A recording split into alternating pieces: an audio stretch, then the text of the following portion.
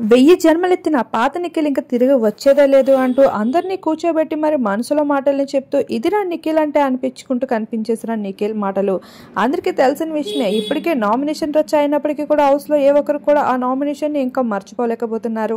ఇదే విషయాన్ని నాబెల్తో కూడా నిఖిల్ చెప్తూ ఉంటాడు. ఒరే నాకు రాత్రంతా నిద్ర పట్టలేదురా, అసలు అవన్నీ ఆలోచిస్తూ ఉంటే ఏంట్రా అసలు ఆట ఆడలేదని అందరూ నన్ను ఎలా నామినేట్ చేశారా, నా కొండ ఎలా బద్దలు కొట్టారో అందరికీ తెలిసిందే కదా. ఆ టాస్క్ తర్వాత ఆ నామినేషన్ తర్వాత నేను ఇంకా ఫుల్గా మారిపోయి అందరితో యాక్టివ్గా ఉంటూ కిచెన్ వర్క్ అంతా చేస్తూ ఎంతో బాగా ఉంటే గ్రూపిజం ఆడుతున్నావు అంటున్నారు. ఇక అశ్వినితో అంటున్నారు అసలు నా ఆట ఎవడో చూడట్లేదని అర్థమవుతుంది. ఆడితే ఆడుతున్నామని అంటారు, ఆడకపోతే ఆడలేదు అంటారు.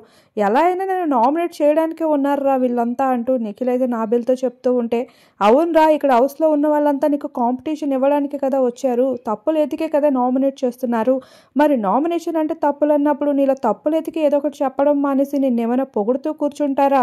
ఇక్కడ ఆటకి వచ్చాం, ఆట మన ఆడియన్స్ కోసం మాత్రమే ఆలోచించాలి, ఇక్కడ హౌస్లో ఉన్న కంటెస్టెంట్స్ ఏమంటున్నారా అన్నది కాదు అంటూ నాబిల్ అయితే నిఖిల్కి చెప్తూ ఉంటాడు.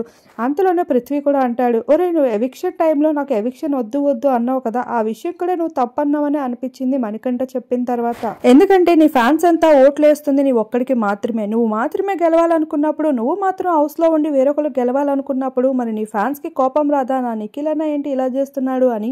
మరి అంతే కదా, మనం ఇక్కడ ఇండివిజువల్గా ఆడాల్సింది పోయి ఒకరి కోసం ఒకరు సాక్రిఫైస్ చేసుకోవడానికి ఇదేమైనా మొదటి వారం అనుకుంటున్నారా అంటూ పృథ్వీ కూడా ఇచ్చి పడేయడం జరిగింది. ఇలా మొత్తానికి అయితే ఒకరిని ఒకరు మంచిగా బూస్టప్ చేసుకుంటూ కనిపించేశారు.